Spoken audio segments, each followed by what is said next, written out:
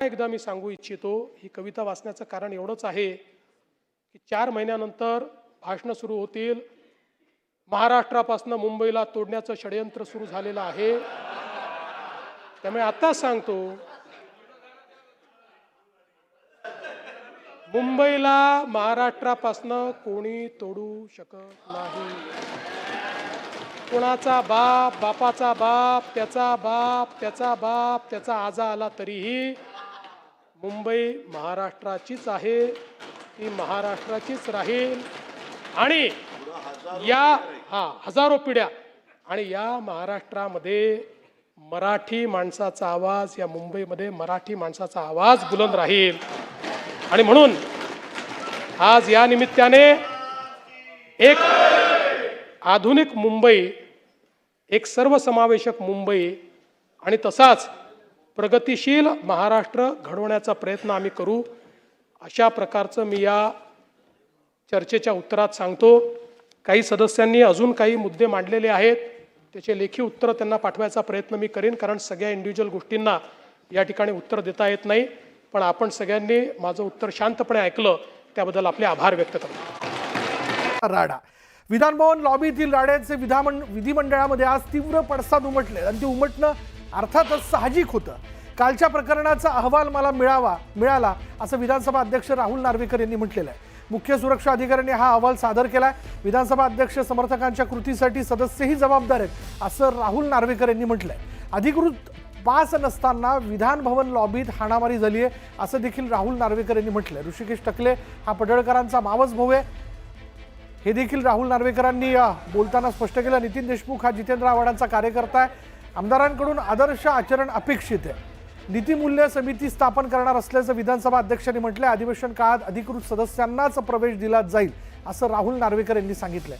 संबंधित कर्मचारी स्वीय सहाय्यकांनाच प्रवेश दिला जाईल, अन्य लोकांना विधान भवनात प्रवेश देण्यात येणार नाही असं देखील नार्वेकर यांनी स्पष्ट केलं. राडा प्रकरण जे आहे ते विशेष अधिकार समितीकडे सोपवण्यात आलंय आणि काल घडलेल्या घटनेबद्दल दिलगिरी व्यक्त करतो असं गोपीचंद पडळकर यांनी म्हटलंय. माझ्यासोबत मी कोणालाही आणत नाही असं जितेंद्र आव्हाडांनी म्हटलंय. तर टीका फक्त पडळकर आव्हाडांवर होत नाहीये असं देखील मुख्यमंत्र्यांनी आज बोलताना सभागृहात म्हटलेलं आहे. आणि सर्व आमदार माजलेत अशी जनतेची भावना असल्याचं देखील मुख्यमंत्र्यांनी आपल्या बोलण्यातनं नमूद केलंय. थेट जाऊयात विधानसभेत मुख्यमंत्री बोलतात. आणि या प्रस्तावावर आपलं मत व्यक्त केलं आणि वेगवेगळ्या प्रकारची सूचना केली, काही टीका पण केली. खरं म्हणजे एक गोष्ट मला आपल्या निदर्शनास आणून द्यायची आहे की आपण बिझनेस ॲडवायझरी कमिटीमध्ये ज्यावेळेस बसलो होतो त्यावेळी विरोधी पक्षाच्या वतीनंच काही सिनियर सदस्यांनी असं सांगितलं होतं की अलीकडच्या काळामध्ये प्रस्तावामध्ये इतके डिपार्टमेंट टाकले जातात की त्याला न्याय मिळत नाही. आणि म्हणून त्या दिवशी चर्चा झाली होती की 2 किंवा फार तर 4 डिपार्टमेंट त्याच्यामध्ये टाकले पाहिजे. पण दुर्दैवाने यावेळी परत विरोधी पक्षाकडनं जो अंतिम आठवडा प्रस्ताव आला तो होल्डाल स्वरूपाचा आहे. एकही खातं सोडलेलं नाही आहे. सगळ्या खात्याचं या ठिकाणी काही ना काही टाकलेलं आहे. मी अनेक वर्ष विरोधी पक्षात राहिल्यामुळे आणि विरोधी पक्षात काम करण्याची सवय असल्यामुळे विरोधी पक्षाला अशी सूचना करतो की खरोखर चर्चा करून न्याय मिळवून घ्यायचा असेल तर किती खात्यांवर आपण चर्चा उपस्थित केली पाहिजे याचं नियोजन केलं पाहिजे. आणि आपल्याला अनेक आयुधं पहिलेपासून शेवटपर्यंत असतात. आधी विचार करून वेगवेगळे विषय कुठल्या वेळी कुठल्या आयुधात उचलले पाहिजेत याचंही नियोजन जर केलं तर जयंतराव अधिक इफेक्टिव्हली विरोधी पक्ष म्हणून काम करता येईल. आणि म्हणून मला असं वाटतं की 5 वर्ष तरी ते शक्य नाही.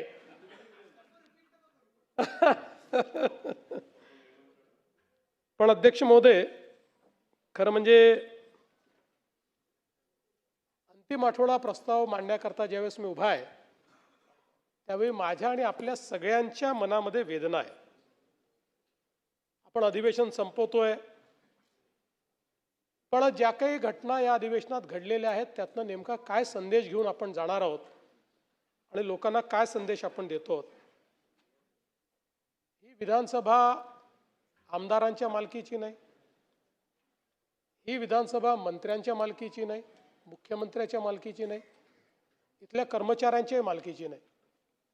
ही विधानसभा महाराष्ट्रातल्या 14 कोटी लोकांच्या मालकीची विधानसभा आहे. आणि अशा या विधानसभेमध्ये समाजाला दिशा देण्याचं काम झालं पाहिजे अशा प्रकारची अपेक्षा आहे. पण या ठिकाणी जर विचारातून चर्चेतून संदेश जाण्याच्या ऐवजी लाथाबुक्क्यांचा संदेश जात असेल तर मला असं वाटतं की आपण सगळ्यांनी या संदर्भात चिंतन करण्याची आवश्यकता आहे. मी आपले आभार मानेन की आपण हे प्रकरण गांभीर्याने घेतलं आणि दोन्ही सदस्य ज्यांच्यासोबत ते आले होते किंवा नव्हते पण त्यांना आपण सांगितलं आणि दोघांनी या ठिकाणी खेद व्यक्त केलेला आहे. पण मला असं वाटतं की एक गोष्ट लक्षात ठेवली पाहिजे की शब्दातनं निघणारं जे विष असतं ना ते एखाद्या नागाच्या विषापेक्षा देखील अधिक जहिरीलं असतं. आणि म्हणून या ठिकाणी चर्चेचा स्तर, त्या संदर्भात कटुता निर्माण होणार नाही असा प्रयत्न, ठीक आहे, अनेक वेळा प्रसंग येतात, शेवटी आपण माणसं आहोत, राग अनावर होतो, पण तरी देखील आपल्या चर्चेचा स्थायी भाव हा मात्र डिस्कशन आणि डिस्कोर्स असाच असला पाहिजे असं या ठिकाणी मला असं वाटतं अत्यंत महत्त्वाचं आहे. अनेक वेळा म्हणजे जे काही आपल्याला काही पाहायला मिळालं, कोणी मीडियासमोरच अश्लील घोषणा देत आहे, कोणी अजून काही बोलत आहे, कोणी वेगवेगळ्या प्रकारे अध्यक्षांच्या विरुद्धच अध्यक्ष मॅनेज आहेत असं म्हणताय. मला असं वाटतं की या सभागृहाने एक लक्षात घेतलं पाहिजे, या सभागृहामध्ये 288 सदस्य आहेत. नियमाने या ठिकाणी 45 लक्षवेधी झाले पाहिजेत. आपण 45च्या ऐवजी 200 लक्षवेधी करतात. 200 लक्षवेधी केल्या जर तरीही 288 सदस्यांच्या लक्षवेधी लागू शकत नाही. आणि मग अशा परिस्थितीमध्ये जी काही भाषा आपण या ठिकाणी वापरतो ती भाषा काही योग्य नाही आहे. खरं म्हणजे त्रिभाषा सूत्रावर देखील बरीच चर्चा झाली. आता त्यातली तिसरी भाषा कुठल्या वर्गात शिकवायची त्याचा निर्णय समिती करेल. पण मला असं वाटतं की आपल्याला एक त्रिसूत्री तरी या ठिकाणी ठरवावी लागेल निवडून आल्यानंतर, आणि ती म्हणजे संसदीय परंपरांचं पालन, संसदीय भाषेचं पालन आणि सातत्यपूर्ण संवाद. ही त्रिसूत्री जरी आपण पाळली तरी देखील मला असं वाटतं की या ठिकाणी निश्चितपणे आपण त्यातनं एक चांगला संदेश देऊ शकू. आता काल जी मारामारी या ठिकाणी झाली, खरं म्हणजे कोणी कोणाही सोबत कोण येत आहे या संदर्भात काही ना काही त्याच्यावर शिस्त असली पाहिजे. आता आपण जर बघितलं तर या ठिकाणी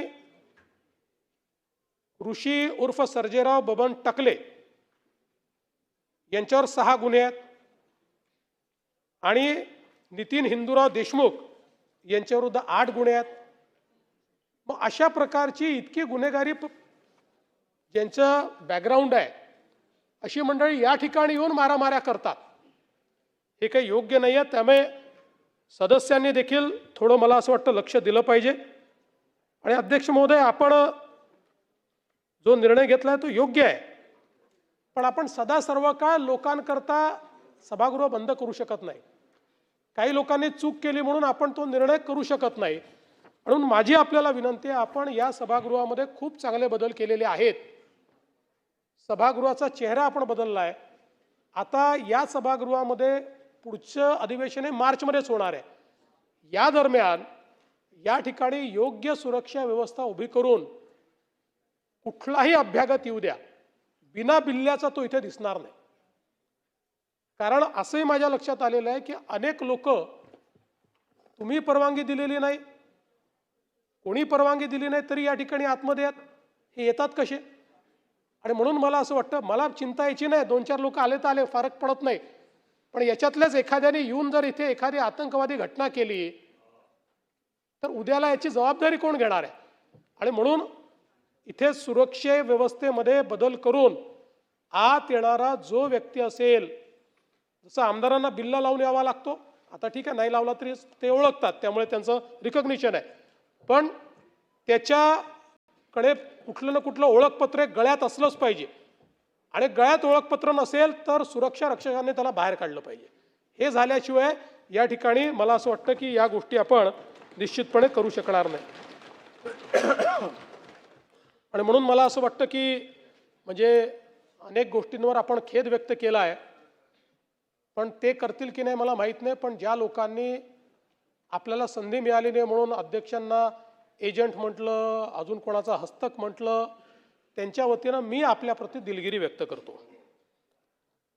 आणि अध्यक्ष महोदय, या ठिकाणी मी जे काही बोललो ते केवळ कुठल्या एका पक्षाला लागू नाही, विरोधी पक्षाला किंवा सत्तारूढ पक्षाला, दोन्हीकडच्या आमदारांना लागू आहे. याचं कारण आपण जसे वैयक्तिक आहोत तसे एक इन्स्टिट्यूशन म्हणून देखील आपली इमेज आहे. एक आमदार जेव्हा चुकीचा वागतो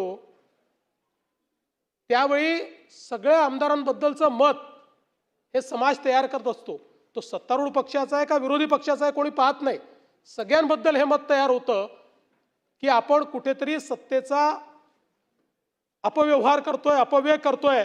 आणि म्हणून मला असं वाटतं की याकडे लक्ष देण्याची खरं म्हणजे आवश्यकता आहे. मग काल आता अनेक आज मला पत्रकार भेटायला आले होते, त्यांनी सांगितलं आमच्याशी धक्काबुक्की झाली. आता अनेक गोष्टी या ठिकाणी होतात, मी सगळ्या गोष्टी काही या ठिकाणी सांगणार नाही. पण मला असं वाटतं की या निमित्ताने हा विषय आज महत्त्वाचा आहे आणि यातनं अतिशय वाईट अशा प्रकारची आपली इमेज या ठिकाणी गेली आहे. आणि म्हणून निश्चितपणे आपण सगळे लक्ष देऊ.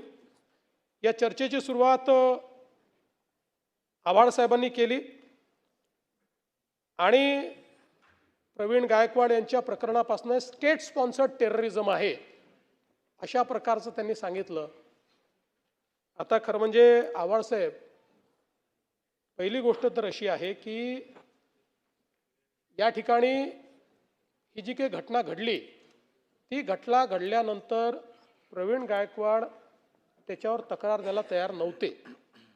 पोलिसांनी स्वतः पुढाकार घेऊन ही तक्रार नोंदवली, त्याच्यावर कारवाई केली.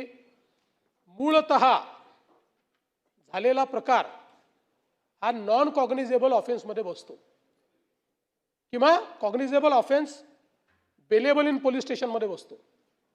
तथापि याचं गांभीर्य लक्षात घेऊन त्याच्यामध्ये कडक सूचना दिल्या, कडक कारवाई केली आणि जे काही आरोपी होते त्या आरोपींना त्या ठिकाणी अटक केली.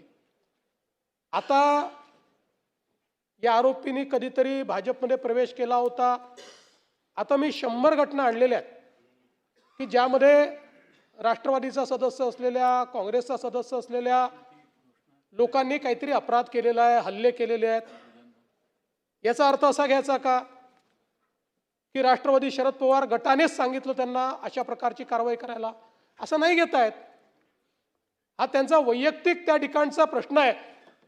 त्यांनी त्यांना सांगितलं की तुम्ही आता इतके वर्ष ती संभाजी ब्रिगेड चालते, आता हे नवीनच एक चालू झालेलं आहे, आता संभाजी ब्रिगेड चालते. तर यांचं म्हणणं आहे संभाजी ब्रिगेड का म्हणता, छत्रपती संभाजी ब्रिगेड का म्हणत नाही?